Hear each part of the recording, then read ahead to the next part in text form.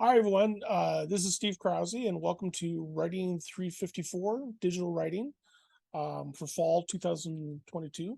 I'm really looking forward to teaching this class this semester because it's been the first time I've taught that in a while. And this is a class where the topic of it about the connections between writing and technology, that's very much what my research is interested in too. So I'm interested in this class as both a teacher and as a scholar, and I'm trying to just do some new things. Hopefully you'll find it interesting too. I'm going to try to cover some of the basics of how the course website is set up and how the course rules are going to work and things like that.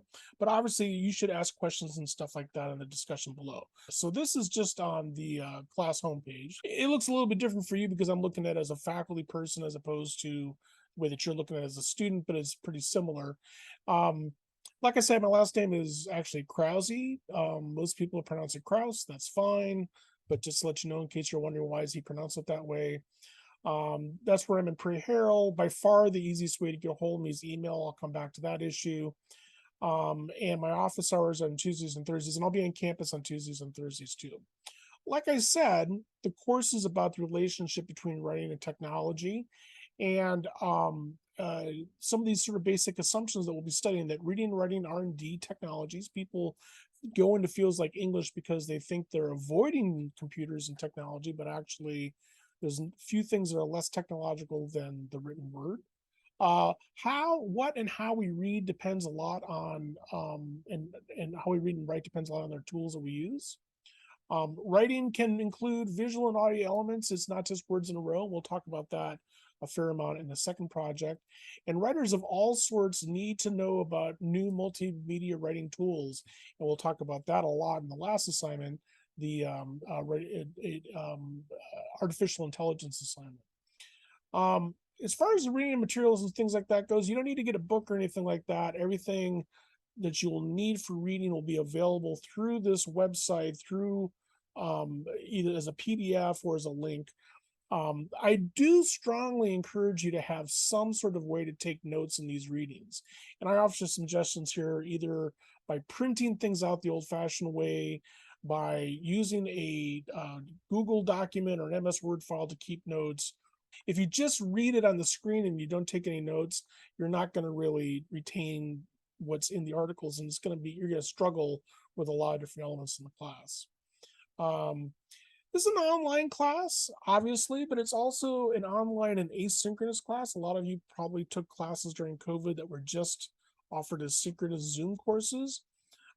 This is not like that. So the advantage of an asynchronous online class is that it's incredibly flexible. You can take the class and be engaged in the class from anywhere really in the world. You also have an incredible amount of flexibility in terms of time. So you can, if you're a morning person and you want to engage in the course in the mornings, if you're an afternoon person, if you can figure all that out. However, there are some sort of issues with that freedom, if you will, to borrow that old Spider-Man line, with freedom comes responsibilities. So the first thing you need to be aware of is that you have to be able to work independently and without the easy reminder of a class time. We're not going to meet on Tuesdays and Thursdays at 11 a.m. So if you kind of forget that you're in the class, and this happens all the time, and you're not doing the activities, that can be a big problem. This might seem like a strange thing to bring up, but it's true. You need to actually have a computer. I've had students in the past who've tried to take online courses with something like a cell phone or an iPad or something like that, and that's not going to be enough. We're going to use Google Docs and your Gmail and things like that quite a bit.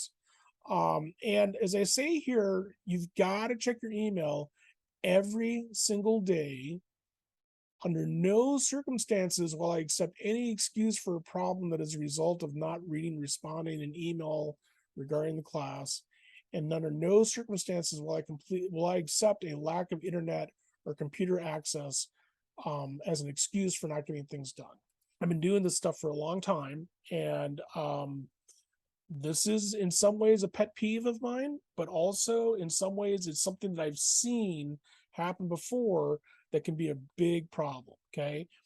The only way I have to communicate with you directly, like you right there looking at this, not the whole class, is via email. I'm not going to be texting you. You're not going to be texting me. I'm not going to be calling you on the phone. You're not going to be calling me. And maybe you'll stop by my office face to face. But otherwise, all we've got is the class interface and email. So if there's something that happens, like you don't post a document correctly, and this happens all the time, or you don't turn something in, and I'm wondering where it is, or any number of different things like that. And if I email you and say you need to do X, Y, and Z, you need to read your email. The last couple of years, I've had a number of students in a number of different classes who I almost failed because they didn't read their email when I told them they needed to do something. So again, read the email, pay attention.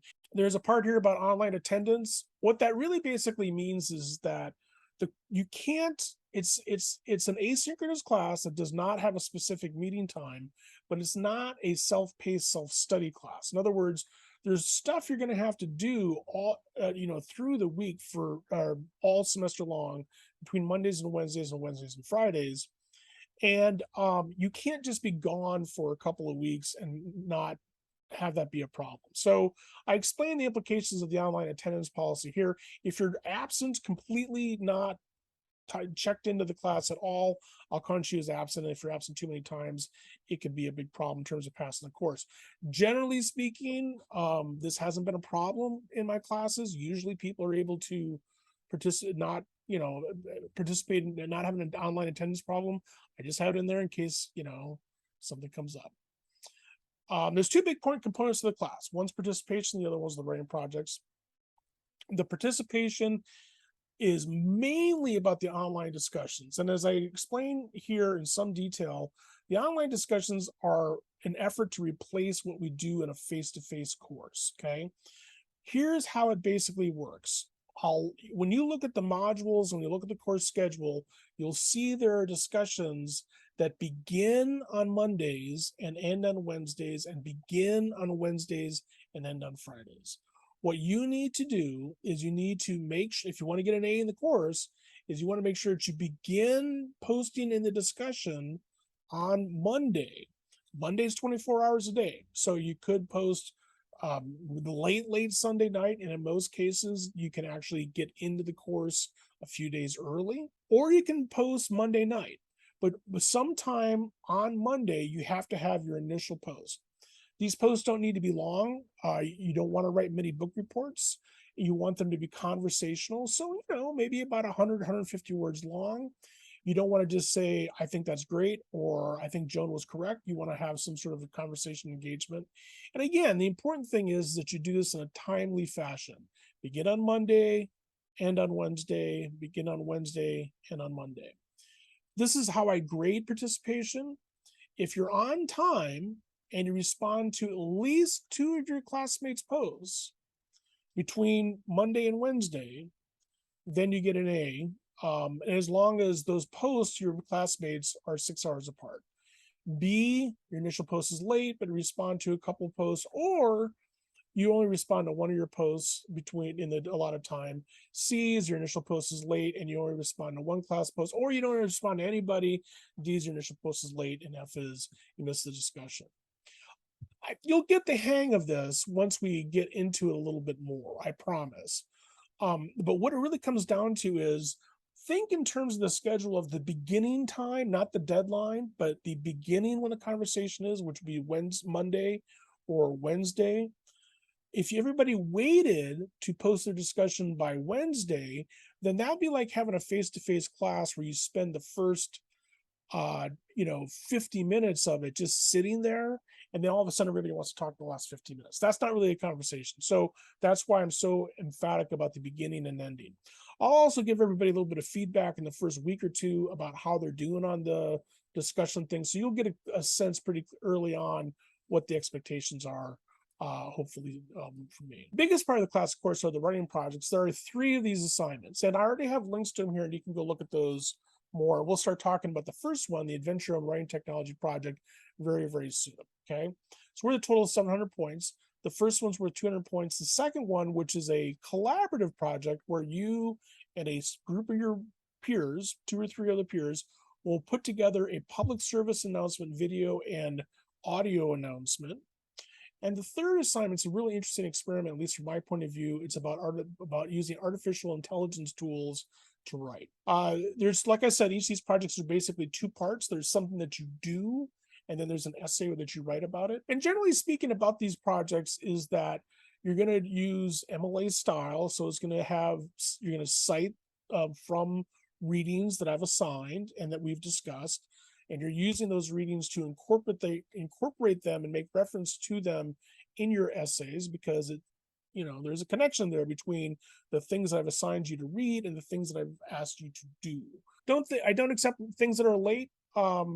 Generally speaking, though, if you tell me before something is due, I will offer you an extension in terms of a deadline.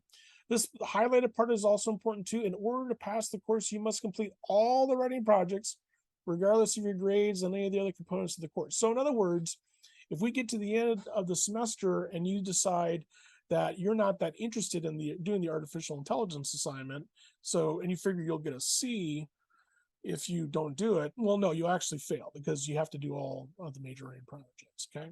This is how grading works, breaks down. And this is some of the fine print stuff, right? So like plagiarism and campus resources and things like that. We're in an interesting space now, because we're coming back from basically 2 years of being online. I mean, I don't know about you, but I haven't been on campus in a face-to-face class in a couple of years.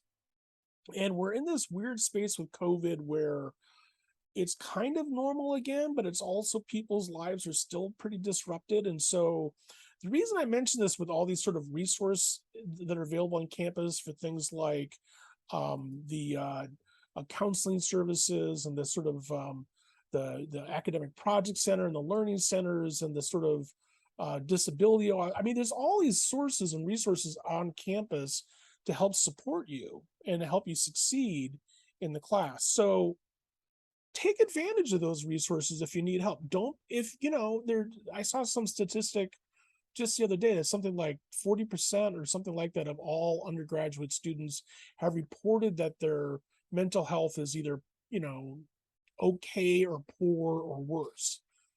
Don't leave it like that. Get some help. And there's nothing wrong with getting some help to, try to make it through this sort of weird times that we're all living through. Introduce yourself, the medieval help desk, which we'll start talking about on Monday as well. And then these other two assignments, you'll want to do the medieval help desk on the first day as well. It says October 3rd because that's when it's due. That's the essay assignment, but we're going to start talking about that assignment then. And this first selection from Plato's Phaedrus, we'll start talking about on Wednesday as well. Okay. Hopefully this all makes sense. Obviously, if you have questions, please ask. And again, welcome to a new semester, and welcome to Rain 354 Online. All right, see you later.